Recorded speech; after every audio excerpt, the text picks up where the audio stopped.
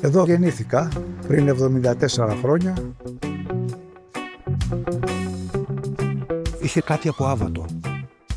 Έμενε η γιαγιά μου η Σμυρνιά εκεί, στο Δουργούτι. Το δικό μου το σπίτι ήταν εδώ, 150 μέτρα πιο κάτω. Καταρχήν το Δουργούτι ήταν δήμος Αθηναίων, έτσι. Δεν είναι και εδώ πολύ ήταν εκεί. Όχι παράγκα. Δεν είναι και εδώ πολύ. Πού μένεις στο Δουργούτι? Στα Αρμένικα? Στο Δουργούτι ρε, έλεγε ο άλλος.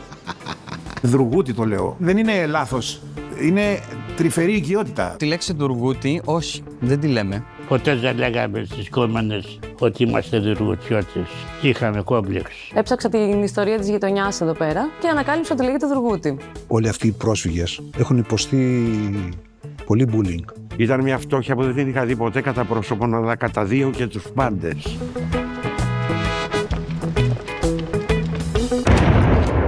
Τα μπλόκα όλα γίνονται συνήθως το καλοκαίρι του 44.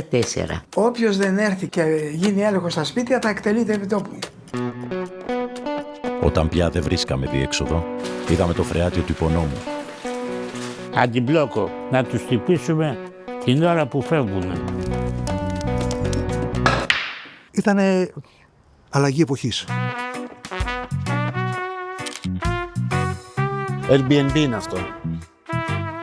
Ακόμα και απέναντι πολυκατοικία που έγινε, το ισόγειο όλο θα το κάνει Airbnb. Ο φόβος είναι μην γίνει Disneyland της Αθήνας. Ο κόσμος που μένει εδώ σαν να διώχνεται, να πάει πιο εκεί.